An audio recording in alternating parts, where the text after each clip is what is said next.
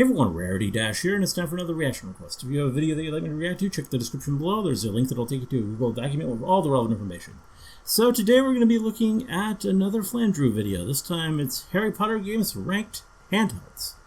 This is another tier list, and yeah, this is covering the other Harry Potter games, the ones that were on handhelds. We did the console and PC ones last time. But it was interesting learning about the handhelds when we were going through the individual entries in the series. Because the handheld games often were some of the more interesting looking ones. Like some of them were like RPGs and just kind of unexpected things. Because like with all the mainline ones, it's going to be some sort of adventure game. But with the handhelds, it seemed like sometimes it was a bit different. And I appreciate that. And yeah, excited. I mean, I don't really, watching it as I did over months, I don't really recall what seemed to be the best of the handhelds, so this will be a nice refresher, and we'll just see how they all rank. Anyway, here we go. If you remember the Yule Ball dance minigame, Harry strutting around Hogwarts, and Hermione lecturing the party during battle, then you grew up playing Harry Potter. But which one? Because there were 15 different handheld games, and in this video we're going to rank all of them. Okay, so we've compared every Harry Potter tie-in game. Then 5,000 of you voted for your favorite console Harry Potter game. And now it's time to rank the handheld games. Once again, thank you all for voting. This poll received 2,000 votes and hundreds of comments. Not quite as and many. I will be featuring some of them during this countdown. Guess people in the aren't as meantime, we will interested in the start at handhelds, the I bottom suppose. of the list. Coming in at number 15, we have the Order of the Phoenix for the Game Boy Advance. Now, on the surface, a Resident Evil-style Harry Potter game with a fixed camera and pre-rendered backgrounds sounds like it would be interesting. However, this was not the case, and I think Seriously Lemon nailed it with his comment. The design of Order of the Phoenix just does not work on the Game Boy Advance. The atmosphere and ambience that made the console versions of the game really excellent are gone, and the music is severely downgraded. There aren't as many NPCs, and the spellcasting minigames, I would argue, are worse than the analog stick wiggling, and a lot of areas are locked off while you're completing missions for no reason. Okay, at number 14 we have the Half-Blood Prince for the PlayStation Portable. Now this game takes everything that's bad about the Game Boy version of the Order of the Phoenix and ports it to the PSP. The game is pretty much an endless collection of fetch quests, occasionally interrupted by an awkward sideways duel.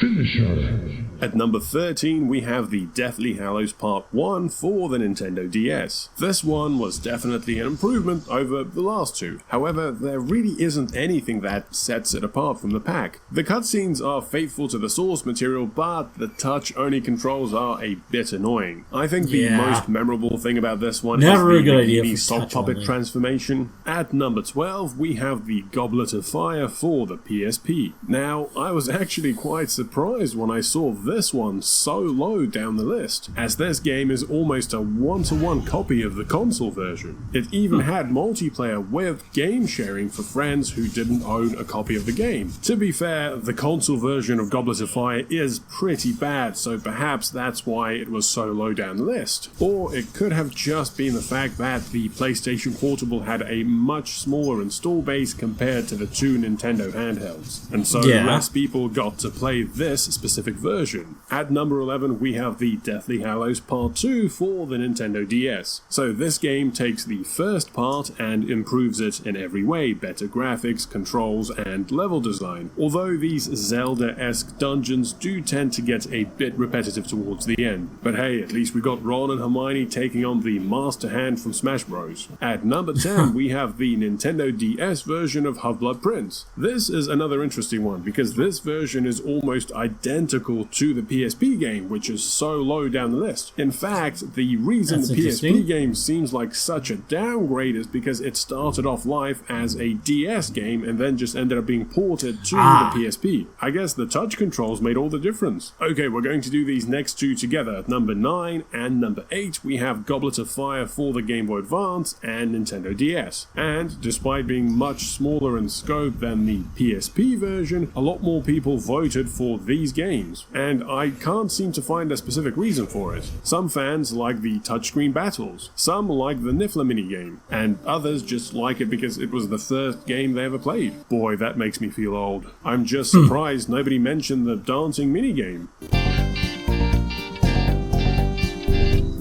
Okay, moving on, we have another pair. Coming in at number 7 and 6, we have the Order of the Phoenix for the PlayStation Portable and Nintendo DS. And once again, we see the Goblet of Fire trend repeat itself. The PSP version was as close to the consoles as they could get with the hardware limitations. Meanwhile, the DS version was mainly just an upgraded port of the GBA game. You know, the one that came in last place. And yet, the DS version had 10 more votes. I dug through the comments to try and understand why and found this one from Quickman26. After getting the game alongside the DS Lite for my 8th birthday, I spent so much of my time exploring the castle, dueling, and brewing potions with better controls than the console version. Oh, and I could play Quidditch on the go, which turns out was only in this version of the game. And so it seems like all these little refinements on the GBA version really made a difference. Also, the Quidditch minigame on the DS version, that was a straight up port of the Quidditch World Cup game for the GBA. Okay, coming in at number 5, we have the Philosopher's Stone for the Game Boy Advance. Now, this one isn't exactly a fantastic game. You know, there's a lot of barrels you're going to be pushing and you're occasionally going to be falling through the floor. But it kind of hits all the marks for an early Harry Potter game. It's got Quidditch, spell minigames, and Quirrell's evil turban has his own dialogue icon. I suspect this game was ranked so high due to nostalgia, as it was probably the first Harry Potter handheld outing for many of us. Also, Midnight pointed out that you could actually cast spells at other students in this one, and they had a wide variety of different reactions. Moving on, at number 4, we have the Chamber of Secrets for the Game Boy Advance. This is another platformer, this time isometric. Now, I'll be honest, my memories of this game mainly consist of chasing Hedwig through these trippy levels while she crapped out beams, but others seem to have more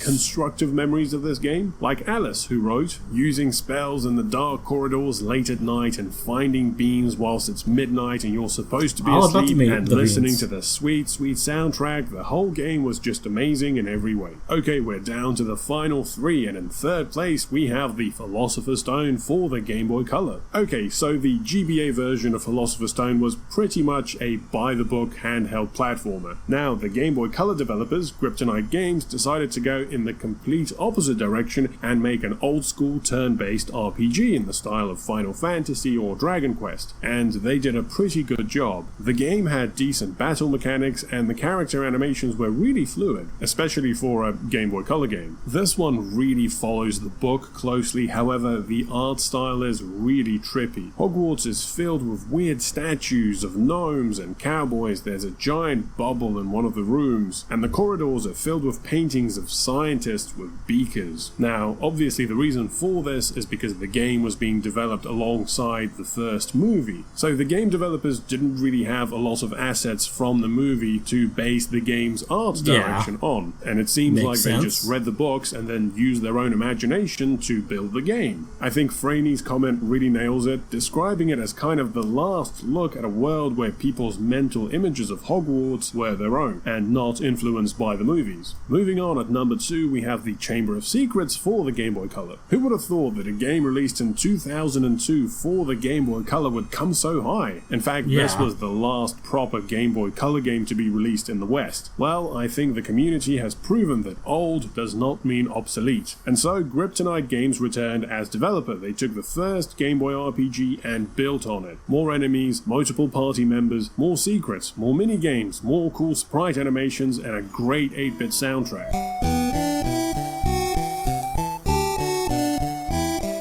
This time around, the aesthetics are a bit closer to the movies, although a few of the odd statues and paintings make a return. Look, even if you take away the Harry Potter license, this game would still be a great RPG for beginners in its own right. And so we come to the final game. In first place, making it the fandom's favorite handheld Harry Potter game, is The Prisoner of Azkaban for the Game Boy Advance. So for the final game in their RPG trilogy, Kryptonite graduated to the Game Boy Advance, and the developers really made full use of the newer system. The graphics were fantastic, retaining the stylized design and fluid animations while bringing them closer to the movies. The turn-based combat system was also redesigned in the style of the Pokemon and Golden Sun games and offered greater depth. And just like its predecessor, the game was packed with mini-games, secrets, and areas to explore. Matthew P. describes The Prisoner of Azkaban for the GBA as the result of polishing a gem until it shines. And so there we have it, the Harry Potter games ranked. It definitely looks like most of us expected for one of the RPG games to take first place, but I think some of the positions lower down are quite unexpected. Just like last time, I made a tier list to help group the games which were close in votes. Please let me know if you agree with the rankings and the tier list in the comments. And thank you all so much for supporting my content. This is going to be the last Harry Potter video until Hogwarts Legacy, so hold on, what's that? Oh, it's a swarm of comments asking why I haven't covered the Quidditch World Cup game. Okay, I guess I'll have to do that one. Oh, and right next to it is another swarm asking for the Lego games. Okay, but if I do the Lego Harry Potter games, then I've got to do the Lego Star Wars games. And if I do those, then I've got to do the other Star Wars games I wanted to do. Plus, all the other games people have been asking for. Yeah, just review everything. What I'm doing for the next year. And if you'd like to see more Wizarding World content from me, then please check out my second channel, AI Storytime, where I attempt to retell famous movies with AI-generated images, and I have a video on the first Harry Potter. As always, thanks for watching. It's fairly amusing. Some of those subscribe, kind of cursed. hit the bell, and follow me on Twitter. See you next cursed time. AI generations are the best AI generations. The bell, Harry Potter. Off. As always, Look at that. famous movies with AI-generated images, and I have the I just love it.